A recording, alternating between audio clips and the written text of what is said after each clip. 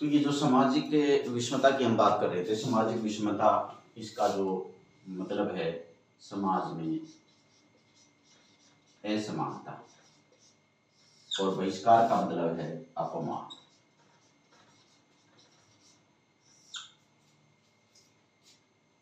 ये सामाजिक विषमता प्यारे बच्चों अमीर गरीब के आधार पे हो सकती है, लिंग के आधार पर हो सकती है, भाषा के आधार पे हो सकती है, कोई व्यक्ति विकलांग हो जिनको सरकार ने दिव्यांग का नाम दिया उसके आधार पे हो सकती है, महिलाओं के प्रति भी हो सकती है। और जैसा कि ये जो असमानता है ये न केवल आर्थिक होती है, सांस्कृतिक और सामाजिक भी होती है। आर्थिक नहीं होती।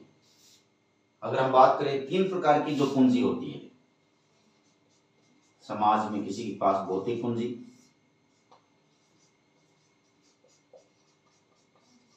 सामाजिक पूंजी,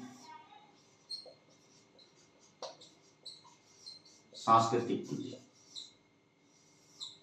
ये 3 प्रकार की जो पूंजी होती है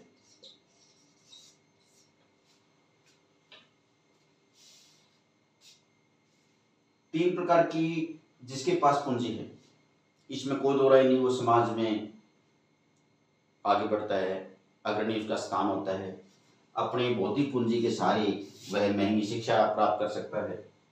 सामाजिक पूंजी यानी सामाजिक जिसके पास जाल है, सामाजिक नेटवर्क जिसका अच्छा है, वो बहुत अग्रणी हो सकता है। सांस्कृतिक पूंजी जिसके पास प्राप्त है तो उसको भी उच्च प्रतिष्ठा, समाज मान सम्मान प्राप्त हो सकती है। भारतीय संदर्भ में अगर हम बात करें कि जो असमानता है वो केवल भौतिक ही नहीं, सामाजिक और सांस्कृतिक की भी है। केवल धन के आधार पर हम नहीं कहेंगे कि कोई आदमी अमीर है कोई गरीब है, उसके बावजूद भी लिंग के आधार पर, समाज में धर्म के आधार पर, जाति के आधार पर, भाषा के आधार पर विभिन्न प्रकार की समाज में विषमता आपको दृष्टिगोचर होती है। सांस्कृतिक जो पूंजी है, अगर भारतीय संदर्भ में हम बात करें, सांस्कृतिक पूंजी में कुछ वर्ग को उच्च प्रतिष्ठा प्राप्त है, कुछ को निम्न प्रतिष्ठा प्राप्त है, उनको निमंत्रण आंका गया है। तो ये विभिन्न प्रकार की जो विषमता समाज में दिखाई देती है, और इस सब विषमताओं का कारण ये नहीं है कि ये प्राकृतिक है। ये सारी जो विषमताएं हैं हम कहेंगे कि ये प्राकृतिक नहीं है। ये सारी विषमताएं जो समाज में है ये व्यवस्थित है, यानी किसी व्यवस्था के द्वारा ये सारी की सारी जो समाज में असमानता है किसी व्यवस्था के द्वारा ये बना दी जाती है। इस व्यवस्था के द्वारा बनाए जाने के कारण कुछ लोगों को समाज में उच्च प्रतिष्ठा प्राप्त होती है, कुछ को निम्न उसका श्रेणी का दर्जा प्राप्त होता है। और जब आप इस पे विस्तार से देखेंगे कि जिन लोगों को, भारतीय संदर्भ की बात करें कि जिन लोगों को भौतिक पूंजी, सामाजिक पूंजी और सांस्कृतिक पूंजी तीनों प्राप्त है, यानी समाज में उनके पास धन दौलत भी है, समाज में बहुत अच्छा उनका सामाजिक संपर्क भी अच्छा है, और सांस्कृतिक दृष्टि से भी उन श्रेणी का उनको दर्जा प्राप्त है, तो वो इस व्यवस्था को बनाए रखना चाहेंगे। लेकिन जो समाज में निमंत्र है, जिनको कम आंका गया है, वो इस व्यवस्था को हमेशा चुनौती दे सकते हैं और देते भी रहे हैं चुनौती। ये हम अलग विषय में हम कभी चर्चा करेंगे। बच्चों के माइंड में क्वेश्चन आ सकता है कि समाज में जो ये विषमता है, असमानता है, वो लिंग के आधार पर है, धर्म के आधार पर है, जाति के आधार पर है, भाषा के आधार पर है। ये सारी जो विषमताएं समाज में नजर आती हैं, अमीर गरीब की भी है, अमीर गरीब की भी हो सकती है। ये सारी की सारी समाज में जो विषमताएं हैं ये प्राकृतिक नहीं है, यानी ये विषमताएं प्राकृतिक नहीं है, व्यवस्थित है, यानी व्यवस्था के द्वारा बनाई जाती है। तो बच्चे प्रश्न पूछ सकते हैं कि ये व्यवस्था क्या है? व्यवस्था क्या है? व्यवस्था अगर बात करें कि व्यवस्था क्या है, व्यवस्था की चर्चा करें। व्यवस्था की बात करें कि इस व्यवस्था के द्वारा कि कुछ लोगों को उच्च दर्जा प्राप्त है, कुछ को निम्न दर्जा प्राप्त है। सांस्कृतिक दृष्टि से बहुत उनकी समाज में मान्यता है और कुछ लोगों को सांस्कृतिक दृष्टि से उनको मान्यता नहीं है। उनकी संस्कृति को या कहीं उनके कार्यों को निम्नतर कम आंका जाता है और कुछ लोगों की जो है संस्कृति को उच्च माना जाता है, उनके कार्यों को भी उच्च दर्जा प्राप्त होती है। तो ऐसी व्यवस्था समाज में विषमता के लिए बना दी जाती है और उस ये व्यवस्था बनी रहे। जैसे अभी हमने चर्चा की कि जिन लोगों को सांस्कृतिक दृष्टि से उन श्रेणी का दर्जा प्राप्त है वो इस व्यवस्था को बनाए रखने के हक में रहेंगे और जिनको निम्नतर आंका गया, निम्नतर दर्जा प्राप्त है, वो इस व्यवस्था को चुनौती दे सकते हैं। व्यवस्था कैसी बनी रहे, इसके लिए आप अगर बात करें अंतर्विवाह, अंतर्विवाह को अंतरजातीय विवाह की बजाय अंतर्विवाह को मान्यता मिलती है। कर्मकांडीय दृष्टि से देखें, शुद्धता अशुद्धता पे जोर दिया जाता है, जिसका हम इसी चैप्टर में आगे आएगा ऐश रिश्ता, उसके बारे में हम अलग से चर्चा करेंगे। अनुलोम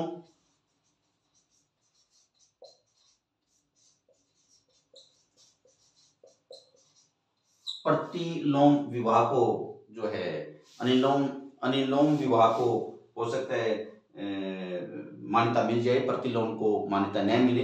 इस तरह की कुछ नियम बना दिए जाते हैं ताकि ये व्यवस्था बनी रहे। समाज में जो असमानता है वो किसी व्यवस्था के द्वारा बना दी जाती है। अब व्यवस्था के द्वारा कैसे बना दी जाती है? भारतीय संदर्भ में हम जब अस्पृश्यता वाला जो टॉपिक आएगा उस पर हम चर्चा करेंगे, लेकिन अभी हम दक्षिण अफ्रीका का उदाहरण लेके आपको समझाते हैं। दक्षिण अफ्रीका में प्यारे बच्चों, हर 7 में से एक व्यक्ति यूरोपीय वंश का है, यानी 7 में से एक व्यक्ति किसका है? यूरोप के देशों का है। और कहते हैं कि 17वीं शताब्दी में डच लोग व्यापारी के रूप में वहां गए, बसे और 19वीं शताब्दी तक वहां के जो 17वीं शताब्दी में जो गोरे लोग वहां गए थे व्यापार के रूप में, 19वीं शताब्दी तक वहां के लोगों को यानी अफ्रीकी लोगों को उनको भीतरी क्षेत्रों से खदेड़कर बहुत ही दुर्गम, बहुत ही नरकीय जीवन जीने वाले प्रदेशों में उनको भेज दिया गया, जहां अच्छे संसाधन थे, अच्छे खनिज थे अफ्रीका में। वहां सारा का सारा अगर हम कहें तो सफेद लोगों का कब्जा हो गया। और यहां तक कि देखें कि 1948 में तो 1948 तक सवेत लोगों ने अश्वेतों को हर एक प्रकार के अधिकारों से वहां से वंचित कर दिया गया। चाहे देश की नागरिकता की बात हो, चाहे नौकरी की बात हो, अगर बात करें अच्छी तनख्वाह वाले पदों पर सवेत लोगों का कब्जा हो गया। कम आय वाली जो नौकरियां थी उस पर अब अश्वेत लोगों का कब्जा हो गया। यानी 1948 तक उन्होंने अश्वेत लोगों को हर प्रकार के मानवीय अधिकारों से वंचित कर दिया गया। इसका डिटेल में आप उस बॉक्स में जाके पढ़ सकते हैं। और फिर उन्होंने एक नीति बनाई सवेत लोगों ने, व्यवस्था की बात करें हम, सवेत लोगों ने एक नीति बनाई। उन्होंने वहां एक नीति बनाई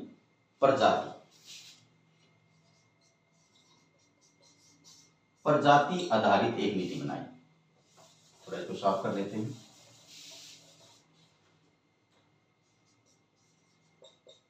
प्रजाति आधारित एक हम बात करें विभेदीकरण। प्रजाति आधारित एक विभेदीकरण नीति अपनाई। हमारे जाति आधारित है, वहां प्रजाति आधारित मतलब रंग के आधार पर, रंग,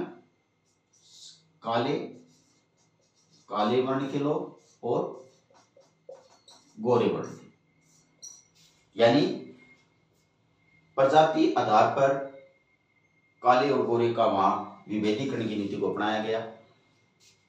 काले लोगों को हर तरह के मानवीय अधिकारों से वंचित कर दिया गया। हर जो अफ्रीका के अच्छे जो क्षेत्र थे, समृद्ध संपन्न क्षेत्र थे, उन पर गोरे लोगों का कब्जा हो गया। और उसी अधिकार के लिए, यानी इस व्यवस्था को बनाए रखने के लिए किस प्रकार की नीति को अपनाया गया? प्रजाति, यानी भाई हमारी प्रजाति अलग, आपकी प्रजाति अलग, आप काले हो, हम गोरे हैं, इस प्रकार की विभेदीकरण की नीति को अपनाया गया और उनको हर अधिकार से वंचित कर दिया गया।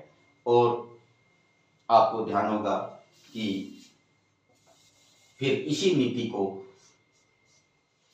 क्योंकि अब बात करें चुनौती की, तो गोरे लोग तो चुनौती क्यों देंगे? क्यों उन्होंने हर तरह से अपने उसको कब्जा लिया गया। हर चाहे वो अच्छी पोस्ट हो, चाहे संपन्न क्षेत्र हो, हर प्रकार के उस सिस्टम को उन्होंने अपने अधीन कर लिया। और गोरे लोगों ने और काले लोगों को हर प्रकार के अधिकारों से वंचित कर दिया गया।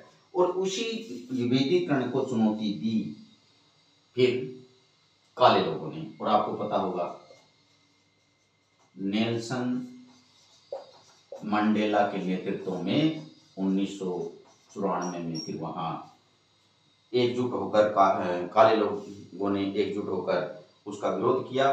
और नेल्सन मंडेला के नेतृत्व में 1994 में फिर सरकार बनाई। और काफी साल नेल्सन मंडेला, तकरीबन 27 साल तक वो जेल में भी रहे, इन्हीं काले लोगों के मानवीय अधिकारों के लिए। ये एक व्यवस्था होती है, इस व्यवस्था के आधार पर ये समाज में असमानता होती है। और देखो, मैं एक नेल्सन मंडेला की जो बात है वो मैं यहाँ प्यारे बच्चों आपको जरूर कहना चाहूँगा। और ऐसे जो महामानव है उनकी इस शक्ति को हमें जीवन में उतारना भी चाहिए, ताकि ये समाज में जो असमानता जाति के आधार पर, लिंग के आधार पर, भाषा के आधार पर, धर्म के आधार पर विभिन्न प्रकार की जो असमानताएं हैं, विभेदीकरण की नीति को जो लोग अपनाने वाले हैं, उनको भी ये जो है सबक मिले। और नेल्सन मंडेला जैसे महामानवों की शक्ति को हमें अपने जीवन में उतारना चाहिए। क्या कहा उन्होंने जब उनकी सरकार बनी? उन्होंने कहा कि मैंने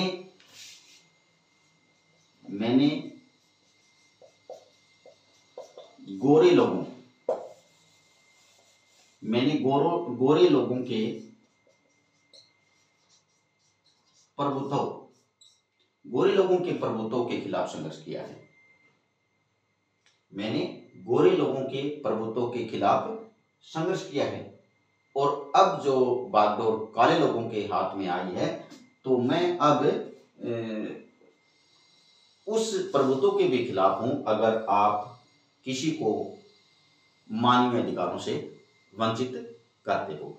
मैं उनका सीधा सा कथन था कि मैं गोरे लोगों के उनके जो प्रभुत्व था उसके खिलाफ भी लड़ा, लेकिन अगर आप अब भी ऐसी विभेदीकरण नीति अपनाते हो, यानी अगर हम सीधी सरल भाषा में कहें कि काले लोगों के हाथ में अगर सत्ता आ गई, तो वो अगर गोरे लोगों को मानवीय अधिकारों से वंचित करते हैं, तो नेल्सन मंडेला जी कह रहे हैं तो भी मैं वही संघर्ष करूंगा, वही मुझे मानवीय अधिकारों के लिए मैं लड़ने के लिए तैयार हूं। और इस व्यवस्था के बारे में हमने अभी समझा कि कैसे व्यवस्था बना ली जाती है। भारतीय समाज के संदर्भ में व्यवस्था जाति के आधार पर कैसी बनी, कैसे उसके दुष्परिणाम समाज में आए, उस पर हम कभी किसी अन्य वीडियो में चर्चा करेंगे। अन्य अध्याय में हम, या जब ये आगे अस्पृश्यता वाला जब टॉपिक आएगा, इस पर हम चर्चा करेंगे।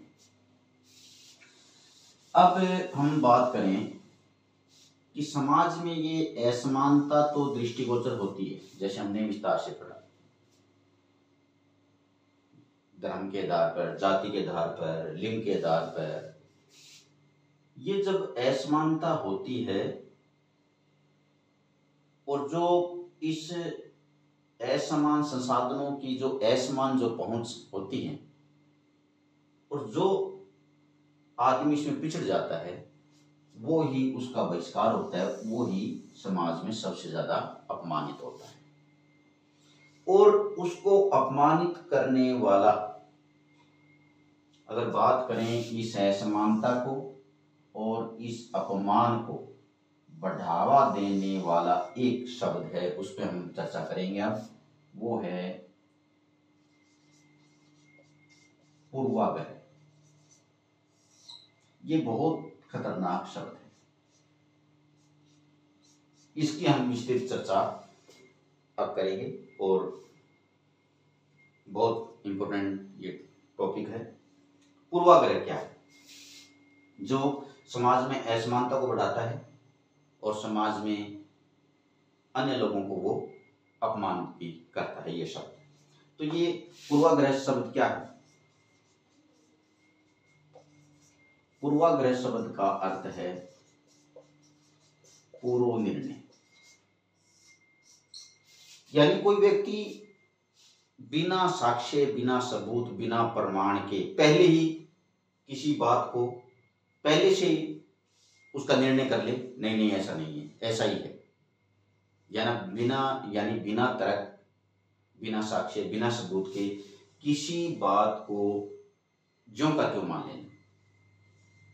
अब पूर्वाग्रह से ग्रसित जो व्यक्ति होता है, जो कोई तार्किक बात नहीं करेगा, प्रमाण नहीं होगा, कोई साक्ष्य उसके पास नहीं होगा, वो व्यक्ति ज्यों की त्यों परंपरागत आई हुई बातों को ज्यों का त्यों मानेगा। वो इस पे नहीं जाएगा कि परंपरागत आई हुई विचार, परंपरागत आई हुई रूढ़ियां आज के समय में समाज के लिए, राष्ट्र के लिए उपयोगी है या वो हानिकारक है, वो उसके बारे में नहीं सोचेगा, वो उस बातों को ज्यों का त्यों मानेगा। तो उसी ज्यों का त्यों मानने वाला व्यक्ति, पूर्वाग्रह से ग्रसित व्यक्ति, उसके कारण ही समाज में असमानता और समाज में लोगों को अपमानित होना पड़ता है। और वो रूढ़िबद्ध जो धारणाएं होती है वैसे नहीं उसके दिमाग में आती। समाज में रहता है, परिवार में जहां रहता है, एक संस्कार उसके दिमाग में आते रहते हैं, पीढ़ी दर पीढ़ी संस्कार आते रहते हैं। उन संस्कारों की वजह से वो एक जो संस्कार है उसके मन की परत पर वो चढ़ जाते हैं और वो इतना रूढ़ हो जाता है कि वो किसी साक्ष्य, किसी सबूत और किसी प्रमाण को नहीं मानता और परंपरागत आए विचारों को वो मानता है। इतिहास और साहित्य का अत्यधिक विश्लेषणात्मक अध्ययन वो नहीं कर पाता। सकारात्मक क्या है, नकारात्मक क्या है, आलोचनात्मक पक्ष क्या है, इसके बारे में वो नहीं जाता। वो तो रूढ़िबद्ध हो जाता है और वो विचार समाज के लिए हानिकारक है या वो खतरनाक है, उसके बारे में वो निर्णय नहीं ले पाता। तो पूर्वाग्रह से ग्रसित जो व्यक्ति है, अगर आप उसको देखेंगे समाज में कैसे वो बोलता है, समाज में कैसे वो बातें करता है, तो देखते हैं कि पूर्वाग्रह से ग्रसित जो व्यक्ति होता है वो ऐसी बातें वे करते हुए नजर आता है कि अगर बात करें कि भारतीय संदर्भ में बात करें कि फला जाति के लोग ही वीर होते हैं, फला जाति के लोग ही बुद्धिमान होते हैं, फला जाति के लोग ही परिश्रमी होते हैं, फला जाति के लोग चालाक होते हैं, फला जाति के लोग आलसी होते हैं,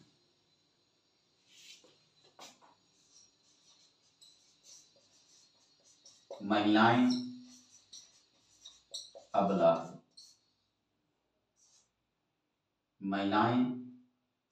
महिलाओं को स्वतंत्र नहीं छोड़ना चाहिए, महिलाओं को पर्दा रखना चाहिए, और भी बहुत कुछ हो सकता है। ऐसे ऐसे विचार वो समाज में रखता है पूर्वाग्रह से ग्रसित व्यक्ति, और इसी वजह से समाज में असमानता और जिन लोगों के प्रति वो ऐसा दृष्टिकोण अपनाता है वो समाज में अपमानित महसूस होते हैं। तो आइए इसका अगर हम थोड़ी चर्चा करें कि फला जाति के लोग ही वीर होते हैं, तो ऐसा बोलने वाला लोग पूर्वाग्रह से ग्रसित होता है।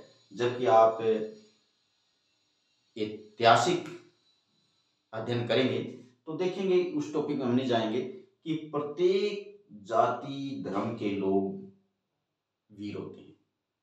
इसका ऐतिहासिक विश्लेषण ऐसे पूर्वाग्रह से ग्रसित व्यक्ति को करना चाहिए, क्योंकि आप देखेंगे वैदिक काल, उत्तर वैदिक काल, मौर्य काल, कुषाण युग, जो जो काल आए, तो उसमें ये नहीं कह सकते कि फला ही लोग अग्रणी थे या योद्धा थे, वीर थे। प्रत्येक जाति से लोग, प्रत्येक धर्म से लोग ने जब भी राष्ट्र सेवा का मौका मिला उन्होंने अपनी अग्रणी भूमिका निभाई है। फला जाति के लोग बुद्धिमान होते हैं, ये भी पूर्वाग्रह से ग्रसित व्यक्ति ऐसा बोलता है। लेकिन आप देखेंगे कि जो जातियां कुछ सांस्कृतिक दृष्टि से श्रेष्ठ है, कुछ जातियों को निमंत्रण आंका गया, निमंत्रण आंकी जाने वाली जातियों में भी बहुत लोग जो वीर हुए हैं, बहुत जो लोग बुद्धिमान, अपनी बुद्धिमत्ता का परिचय उन्होंने दिया है। ऐतिहासिक अध्ययन उसका में करना पड़ेगा, उस टॉपिक को भी नहीं जाएंगे। परिश्रमी होते हैं, ये भी बिल्कुल जो है पूर्वाग्रह से ग्रसित व्यक्ति बिल्कुल गलत जो समाज में बोलता है कि फला जाति के लोग ही परिश्रमी होते हैं, फला जाति के लोग ही आलसी होते हैं। किसी पूरे समुदाय, पूरे समूह के बारे में ये विचार कदापि ठीक नहीं हो सकता। हाँ, किसी व्यक्ति विशेष के बारे में हो सकता है, लेकिन मैं ये कहूँगा किसी व्यक्ति विशेष के बारे में भी ठीक नहीं हो सकता, क्योंकि कोई व्यक्ति भिन्न परिस्थिति में परिश्रमी हो सकता है, किसी भिन्न परिस्थिति में वो आलसी हो सकता है। तो ऐसा जो है पूर्वाग्रह से ग्रसित व्यक्ति ऐसा बोलता है। ऐसे भी आपको कि महिलाएं अबला होती है, महिलाएं मजबूत नहीं है, कि आज हम देखेंगे कि ऐसा कोई सेवा का मौका नहीं है जहाँ महिलाएं अग्रणी न हो। उसका भी आप उस पूर्वाग्रह से ग्रसित व्यक्ति को विश्लेषणात्मक अध्ययन करना चाहिए कि हाल ही में सुनीता विलियम्स, कल्पना चावला और भी पीछे अगर योद्धा के रूप में भी अगर हम देखें, तो जब जब राष्ट्र निर्माण की बात आई, राष्ट्र के लिए काम करने की बात आई, तो महिलाओं ने अग्रणी अपनी भूमिका निभाई है। इसी तरह स्वतंत्र नहीं छोड़ना चाहिए, पर्दा प्रथा होनी चाहिए। कुछ से पूर्वाग्रह से ग्रसित व्यक्ति ऐसा वो करते हैं, और समाज में जब ऐसी बातें वो फैलाता है, ऐसे बोलता है कि समाज फला जाति के लोग ही बुद्धिमान है, तो उस श्रेष्ठों के अहंकार में उसको ये नहीं पता कि जो व्यक्ति, जो आदमी इस बात को सुन रहा है, हो सकता है उसको असमानता की वजह से सही अवसर समाज में न मिले हो, तो कितनी कुठाओं से उभर रहा होगा, कितनी सृजनात्मकता उसके में दिमाग में, संरचनात्मकता उसके दिमाग में थी, वो सारी आप खत्म कर रहे हो ऐसा कहकर। क्योंकि जब समाज में संसाधनों का असमान वितरण है और कुछ व्यक्ति पिछड़ जाते हैं, फिर वो अपमानित महसूस करते हैं, लेकिन पूर्वाग्रह से ग्रसित व्यक्ति उन व्यक्तियों को बहुत ज़्यादा अपमानित करता है और वो जो है फिर आक्रोश का कारण बनते हैं। तो ऐसा नहीं है, समान अवसर जब अगर समाज में हो, समान रूप से महिलाओं को जब अवसर मिले, और ये उदाहरण सिद्ध करके दिखाया, तो हम ये नहीं कह सकते कि महिलाएं ऐसे बंधन में होनी चाहिए, उनको स्वतंत्र नहीं रखना चाहिए। तो ये सारा का सारा पूर्वाग्रह से ग्रसित व्यक्ति समाज में बोलता है।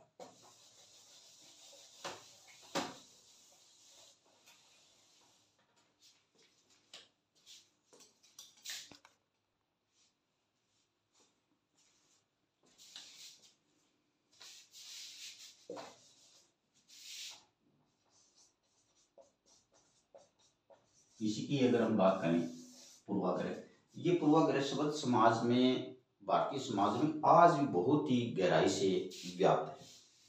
हालांकि कानून द्वारा, सरकार के द्वारा कानून बनाकर, सामाजिक आंदोलन से इसको कम किए जाने का प्रयास किया गया है। इसको कम करने का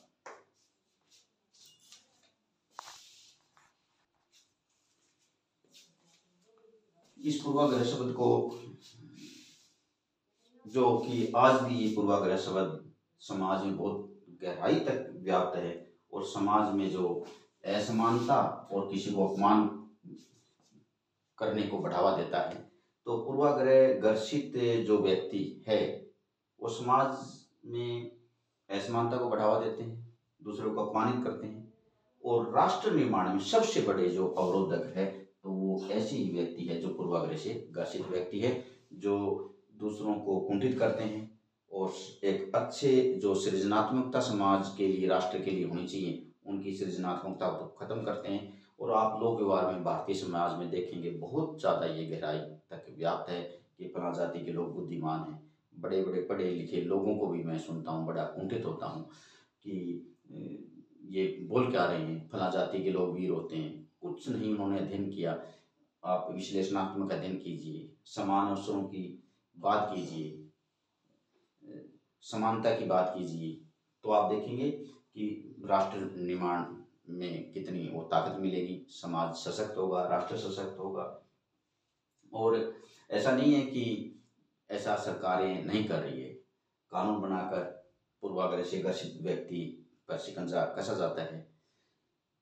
जो समाज में समाज सेवक होते हैं वो सामाजिक संगठन बनाकर पूर्वाग्रह से ग्रसित व्यक्तियों के खिलाफ आंदोलन चलाते हैं। और हमारे भारतीय संविधान निर्माताओं ने संविधान में समानता, धर्मनिरपेक्षता, स्वतंत्रता, बंधुता आदि शब्दों का चयन करके एक अच्छे राष्ट्र निर्माण को बनाने की कोशिश की है। और पूर्वाग्रह से ग्रसित व्यक्ति जो कि अवरोधक उत्पन्न करता है, उसको भी संतुलन में लाने की भारतीय संविधान निर्माताओं ने कोशिश की है। तो आज हमारा ये जो टॉपिक था, सामाजिक विषमता और बहिष्कार, मैं उम्मीद करूँगा कि आपने इस टॉपिक को अच्छे से समझा कि समाज में कैसे असमानता है, कैसे, अगर मोटी मोटी बात करें तो इस टॉपिक को आपने अच्छे से समझा होगा तो कि बहुत अच्छा ये चैप्टर है, इसको हम अच्छे से अध्ययन करना चाहिए, इसके बारे में और जानकारी हमें प्राप्त करनी चाहिए कि समाज में असमानता है और समाज में अपमान होता है, और इस असमानता का जो कारण है वो क्या होती है, व्यवस्था होती है। दक्षिण अफ्रीका का उदाहरण देकर इसको समझाया गया। और अपमान का जो कारण होता है वो पूर्वाग्रह से ग्रसित व्यक्ति करता है, जो कि समाज और राष्ट्र के निर्माण में अवरोधक होता है। तो आइए इस असमानता को हम समझें, इस अपमान को हम समझें, इस व्यवस्था को हम समझें और पूर्वाग्रह से ग्रसित व्यक्ति की मनोदशा को हम समझें और उसको ऐसे व्यक्तियों को मुख्य धारा में लाने की कोशिश करें, ताकि अच्छा एक राष्ट्र बन सके, अच्छा एक समाज बन सके। जय भारत, श्रेष्ठ भारत। धन्यवाद।